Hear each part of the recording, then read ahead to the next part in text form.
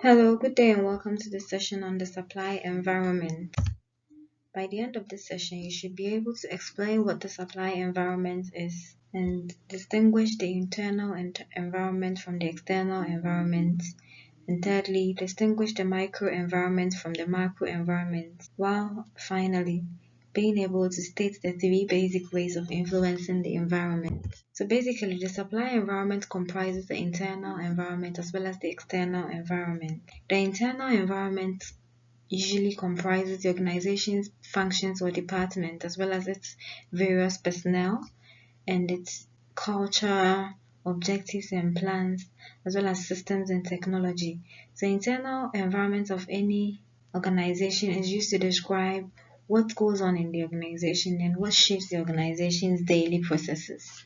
And the external environment is also described or divided into two, that is the microenvironment and then macro environment. The microenvironment refers to the immediate operating environment of the business and includes their customers, suppliers, and competitors, while the macro environment is used to refer to the general larger environment which incorporates factors in the market and society. The macro environment includes industry structure, policies, politics, national economy, as well as technological development.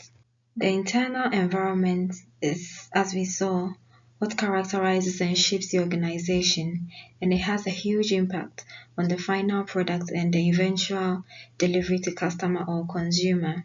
An element of the internal environment, that is the organization's functions or department, determine whether a product is to be made in the first place, and they also determine whether it is ready to be sold. Effective planning internally is necessary so as to influence the success of internal functions, which is otherwise known as optimized operations. This helps to ensure on-time production, satisfied employees through comprehensive management, and it also enhances the organization's ability to effectively deal with unforeseen circumstances.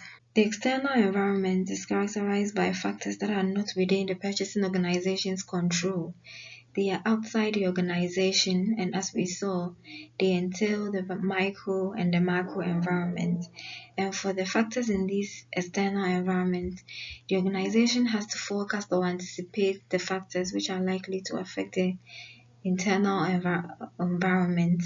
Then they identify and manage threats and opportunities which will come from the external environment to impact the internal environment. So the external environment is key since the organization depends on it, and then they impact and they are impacted by its factors, and also mainly because the organization has little or no control over factors that occur in the external environment.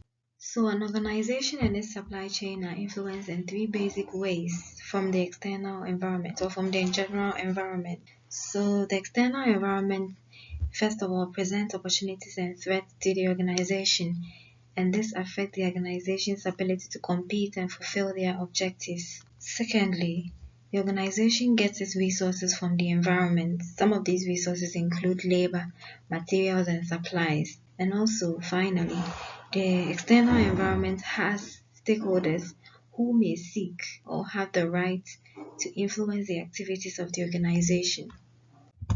So in order for the purchasing function internally to effectively undertake its operations, they have to utilize data that they have gathered about purchasing operations so as to make meaningful decisions based on such analysis of the analysis of such data. So in order to do so, they conduct purchasing research, which is the systematic study of all relevant factors which may affect the acquisition of goods and services for the purposes of securing current and future requirements in a way that the competitive position of the company is enhanced.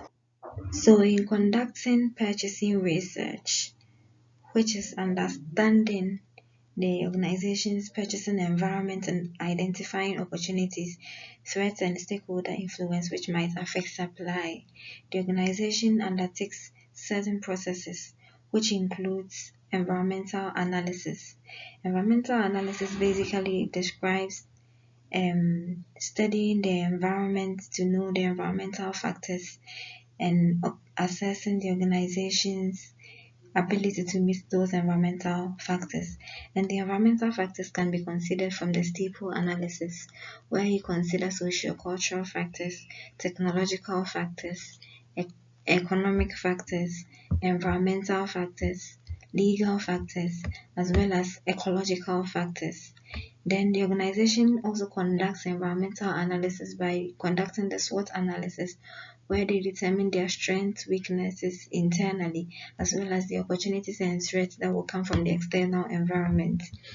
Then secondly, the organization conducts industry analysis, which focuses on the structure of the organization's industry as well as their supply markets, and then determining the key players in their industry and the nature and intensity of competition in that industry. And this can be done using the Porter's 5 forces to understand the nature of industry that the organization operates in, the ease of entering into such industry, the nature of substitute products that are offered in that industry, among others. Then they thirdly conduct competitor analysis, which focuses on resources, actions, and plans, as well as strengths and weaknesses of key competitors.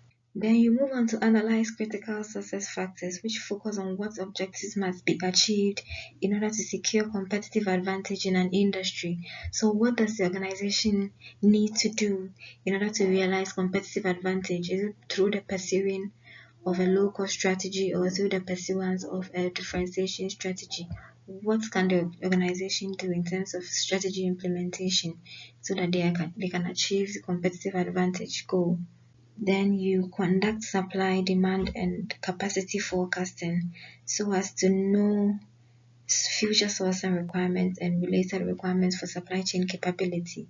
You'll be able to know what customers are likely to demand, and you thereby realize or assess the internal resources, whether they are enough to meet those demand requirements of customers.